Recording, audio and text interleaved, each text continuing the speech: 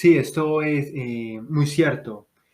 Por ejemplo, ciudades como Praga. Praga es apodada como un museo al aire libre, donde los edificios altos, esbeltos, es algo muy bello, donde, por ejemplo, las casas se pueden combinar desde el barroco hasta el art nouveau, el gótico y demás. Cada uno de los barrios tiene estas particularidades. Bonjour, привет, shalom y hola a todos ustedes, podcasters, viajeros y oyentes. Bienvenidos a Thomas and Trips Podcast. Ya sea que estés cocinando, limpiando, caminando, pintando, manejando, estudiando o sentado en tu casa quizás, quédate con nosotros y disfruta de un buen relato.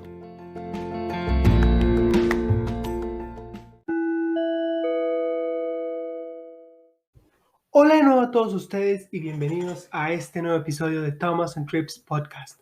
Hoy vamos a estar con una metodología diferente porque el día de hoy será un episodio bonus o especial. ¿A qué me refiero con esto? Cada que terminemos una serie o una miniserie como la que acabamos de tener, haremos especiales, entrevistas, hablar de datos curiosos, en fin, esto se hará siempre que terminemos una miniserie y en ocasiones en otros momentos.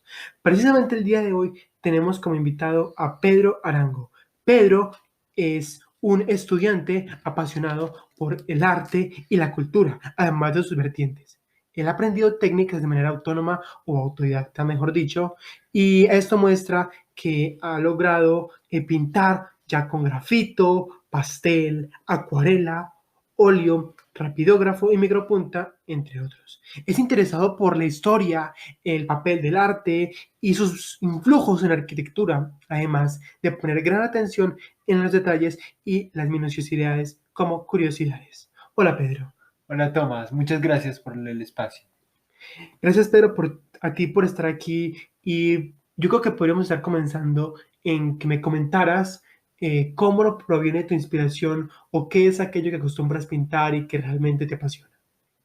Bueno, pues yo considero que algunas de mis inspiraciones es, por ejemplo, el paisaje, donde una selva, los árboles, el bosque, una montaña, la naturaleza me considero que es principal entre mis inspiraciones, además también de la arquitectura, las edificaciones hechas por el hombre.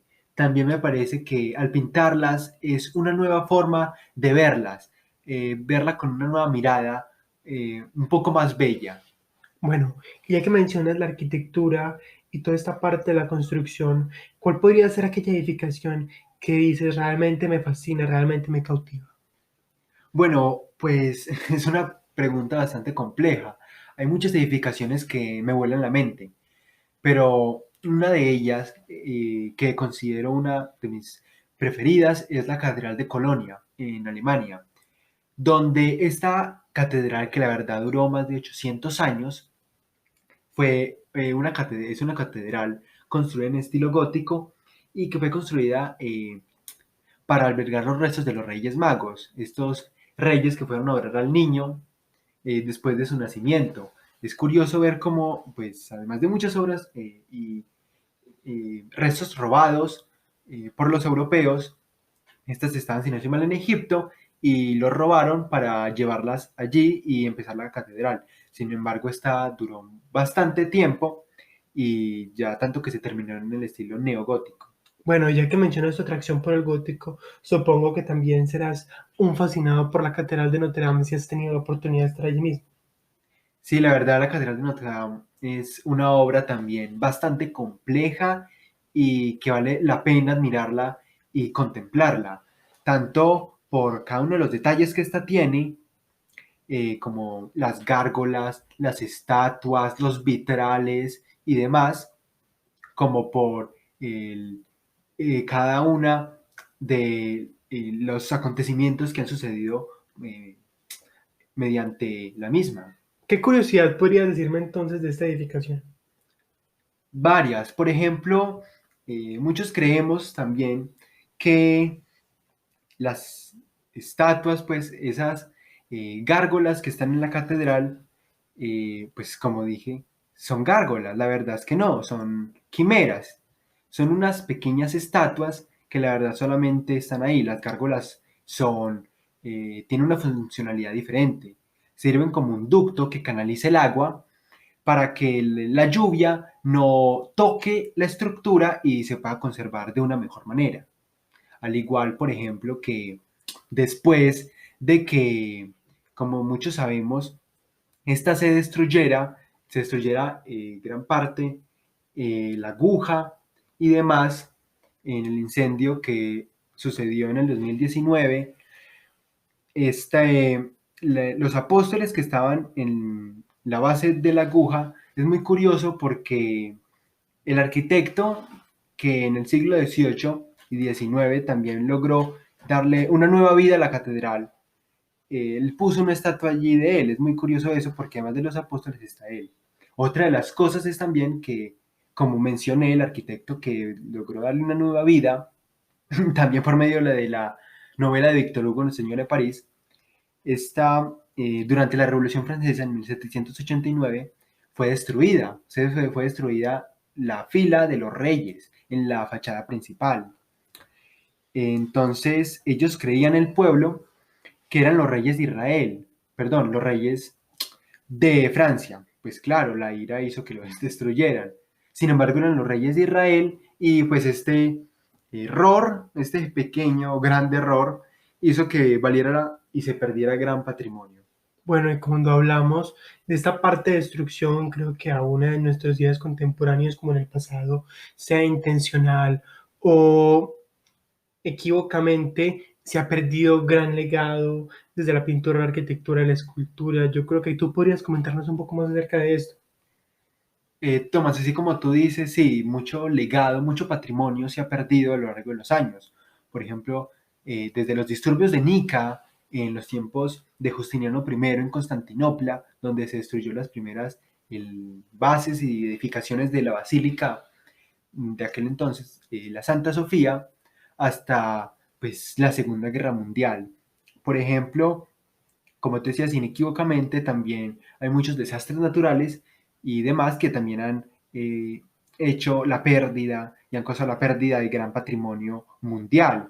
Lo podemos ver como el terremoto de Lisboa, donde muchas edificaciones se perdieron, o también el incendio de Londres de 1666, donde también se perdió muchas iglesias y demás. Y enfocándonos entonces en este contexto citadino que me cuentas, de Lisboa, de Londres, yo creo que en esta parte es donde entra el arte que juega en las ciudades, ya sea en relación a los movimientos, ya sea en relación a un pintor o como me hablas, las reconstrucciones y la restauración.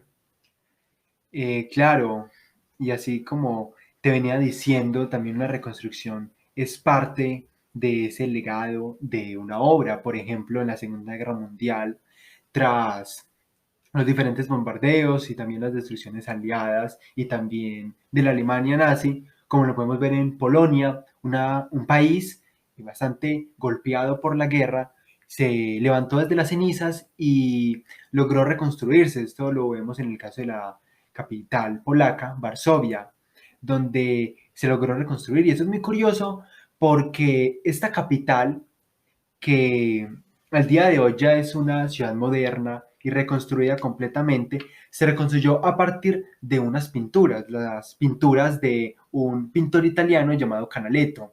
Él pintaba, él era el paisajismo y pintaba diferentes eh, vistas de las ciudades. También pintó Venecia, Roma y también por consecuencia Polonia, la ciudad de Varsovia en específico.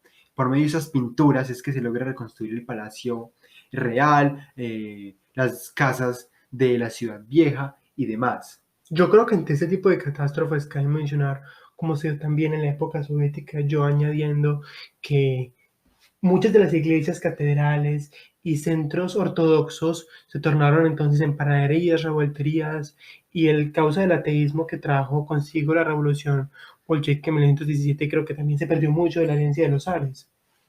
Claro, por ejemplo, esto lo vemos en la Catedral de Cristo Salvador, donde esta se convirtió en una piscina, algo muy curioso, algo que nadie lo había pensado, aunque ya empieza a caer el telón de hierro y ya al día de hoy vuelve a llegar y la podemos ver de nuevo reconstruida. Claro, por supuesto, completamente de acuerdo con respecto a esta inconsciencia que se dio en este entonces. Y también, Tomás, quisiera mencionar que en Patrimonio Perdido, causado por el hombre, también lo podemos ver en Latinoamérica, como ciudades como Medellín, donde obras tales como una que había en la obra Edificio Coltejer, el edificio Gonzalo Mejía, que era un edificio en estilo Art Nouveau, un estilo europeo, que hecho por el mismo arquitecto del Palacio de la Cultura Rafael Uribe Uribe, en la Plaza de Botero, Agustín Gufberg, donde esta se destruyó por completo y a pesar de que era una obra bastante bella y era algo muy salido de lo normal de la arquitectura colonial y demás, esta fue destruida, además de otras obras que lamentablemente se destruyeron en la ciudad de Medellín. Claro, y como mencionábamos, entonces hay artistas, hay escultores, hay personas que definitivamente sean un estilo, sean múltiples movimientos arquitectónicos y artistas, plasman en una ciudad. Yo creo que eso se refleja en algunas localidades, tanto en la Europa Occidental como en la Europa del Este, al igual que en el Medio Oriente. Sí, esto es muy cierto. Por ejemplo, ciudades como Praga. Praga es apodada como un museo al aire libre, donde los edificios altos, esbeltos, es algo muy bello, donde, por ejemplo, las casas se pueden combinar desde el barroco hasta el Art Nouveau, el gótico y demás. Cada uno de los barrios tiene estas particularidades. También lo podemos ver en ciudades del Medio Oriente, como tú lo mencionabas, donde uno no debe ser creyente para valorar y contemplar estas estructuras, como en Isfahán, esta ciudad iraní, donde como la plaza del imán es una plaza bellísima, donde los azulejos están marcados en las mezquitas por dentro y por fuera, los nichos y los detalles que tienen cada una de estas estructuras. Claro, pero y pasando a un punto más personal, un poco más desde la experiencia, ¿qué ha sido tal vez aquella circunstancia que tú digas, bueno, haber estado en este lugar y haber presenciado esto definitivamente me palpó? Bueno, Tomás, podría decir que el castillo de Malbork. El castillo de Malbork es un castillo en el norte de Polonia que está construido en el gótico. Es relevante mencionar que es en el gótico del Báltico, en ladrillo, una vertiente de este estilo. Es el castillo construido en ladrillo más grande del mundo, son 42 hectáreas y era la sede de los caballeros teutones. Este castillo es algo muy particular. Este castillo, a diferencia de los otros, tenía en aquel entonces eh, ciertas comodidades para los caballeros. En la Segunda Guerra Mundial, 1945, al final de la guerra, totalmente destruido. Y si bien muchos creyeron que se iba a quedar así, este fue totalmente reconstruido. Y uno puede ver en los diferentes salones el detalle que le pusieron los nuevos arquitectos. Además hay una capilla donde los arquitectos quisieron dejarla así destruida. Es algo muy bello y también muy simbólico, mostrando las cicatrices de la guerra. Entonces uno puede ver el Cristo y demás esculturas de los santos católicos todavía a medias. Algo muy, muy profundo. Y tocando ese tema histórico, Pedro, hablando de la parte de los movimientos artísticos y aún el entender la función de la historia del arte, ¿cómo crees que para un pintor o artista que aún sabe y trabaja en la práctica con técnica y demás, por qué es la importancia de entender todo el contexto del influjo histórico del arte? Bueno, pues esto para mí, a mi criterio personal, es muy importante debido a que se toma como una fuente de inspiración por una parte y también como la parte teórica, donde uno aprende diferentes conceptos desde las obras de los antiguos. También esto se ve reflejado como muchos pintores del siglo XX tomaban como referencia sus antepasados, como Dalí, donde tomó a pintores como Giuseppe Arcimboldo y demás para hacer sus obras. Claro, cuando hablamos de esta parte que me cuentas de referentes históricos, ¿hay quizá alguna personaje cuya vida o biografía tú digas definitivamente ha sido un referente para mí o me identifico? Bueno, hablando del movimiento, primero, para mí, uno de mis favoritos movimientos artísticos es el impresionismo. Y Claude Monet, quien es considerado el padre del impresionismo, es un gran referente para mí, donde sus obras, su vida, me ha inspirado bastante. Tanto que cuando él ya está en sus últimos años de vida, con cataratas y todo, él todavía continuó pintando esos nenufares tan cautivadores. Tanto que los impresionistas normalmente, muchos de ellos en sus años de juventud, en la mayoría franceses, ellos empezaron exponiendo en el Salón de los Rechazados, algo muy irónico, donde ya al final logran vencer todo esto y sus obras empiezan a ser mayormente reconocidas. Por supuesto, sabiendo esto y lo que me relatas en relación al movimiento artístico y lo que te gusta hacer, quizá qué proyecto has estado elaborando o en qué has estado trabajando, no tiene que ser netamente comercial, puede ser por pasión, que hayas hecho de manera reciente quizás. Bueno, últimamente acabo de terminar una pintura en acuarela de la Casa Singer en San Petersburgo. Es una casa en el estilo Nouveau, la terminé hace poco. Y también he hecho algunos cuadernos, unas libretas de viaje, donde se narra como en un estilo cronológico toda una visita a una ciudad, por ejemplo. Al igual que otros proyectos a largo plazo en el pasado y también varios que tengo, que la verdad, la vida diaria también es una inspiración. Mediante va pasando el tiempo, van llegando a la mente nuevos proyectos y nuevas metas que se va planeando el artista. Es decir, entonces, que uno de tu trabajo más normal es pintar y construir a través de la experiencia, a través de lo que vives, más que desde la imaginación o desde ideas quizá fantásticas. Sí, Tomás, ahí tienes toda la razón. Es una conclusión muy prudente y consecuente también. La verdad de fantasía no. No tengo como la característica del Bosco de pintar el Jardín de las Delicias y el delirio, no. Principal es de la experiencia y lo que mis ojos logran contemplar y admirar. Por supuesto. Es más, a título personal, entre lo que has construido sin importar la técnica, ¿cuál puede ser alguna de las obras que más te ha gustado que has hecho?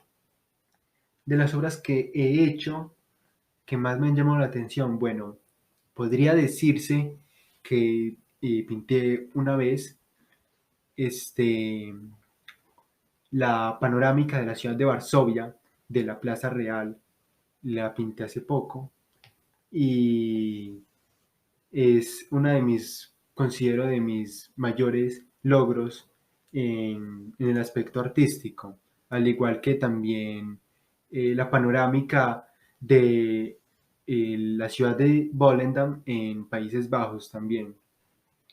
Claro, y en un referente no tuyo, sino quizá de un exponente externo, de qué pintor hablarías o de qué obra caracterizarías?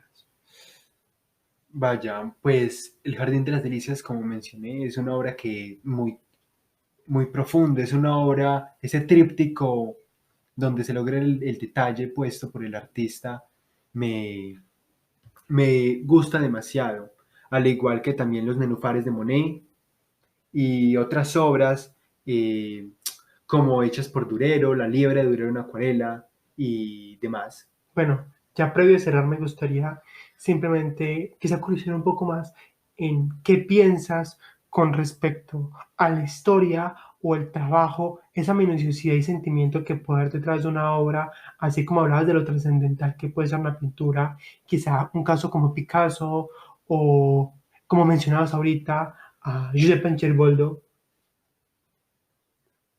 ¿Qué Bueno, comentarías?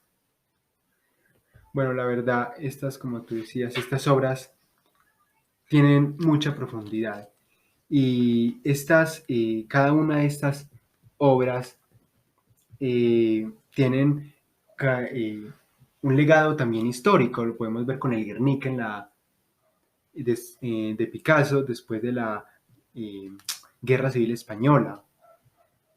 Entonces se nota el proceso que lleva cada una de las obras y la verdad no soy nadie para estar dando una crítica a las mismas. Cada una tiene una particularidad que las hace únicas. Muchas gracias, Pedro, por este tiempo.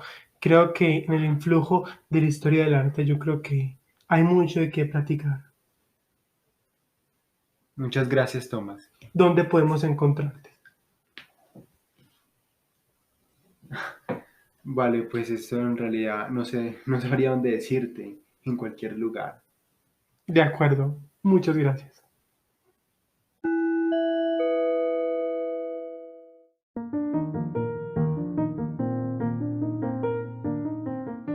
Terminamos con nuestro episodio y quisiera mencionar que aunque no soy un experto, busco poder compartir e impactar desde mi experiencia y mi criterio con los aprendizajes que he adquirido. No se olviden de seguir el podcast y las novedades en Instagram en Thomas and Trips Podcast. Desde allí busco poder compartir frases, datos y dar a conocer nuevo contenido. Si te gustan estos temas, por favor etiquétalo en tus historias y no te olvides de seguir el podcast y suscribirte para no perderte de próximos episodios, sea cual sea la plataforma en la que me oigas. De este modo, es a través del cual me ayudas a crecer, a llegarle a más personas, a ser recomendado y en sí a darle continuidad a este proyecto que de seguro le puede gustar a otros así como a ti. Compártelo con familia, amigos o cualquiera que consideres puede disfrutarlo. Toda recomendación, consejo y corrección es bienvenida. Puedes escribirme a través de los mensajes de voz de Anchor, el DM de Instagram o el correo thomasandtripspodcast@gmail.com. Si también deseas hacer comentarios, patrocinios o algún otro propósito, estoy abierto. En la descripción están todos estos datos y las notas del episodio de hoy para que las cheques y recuerda, nos vemos cada semana.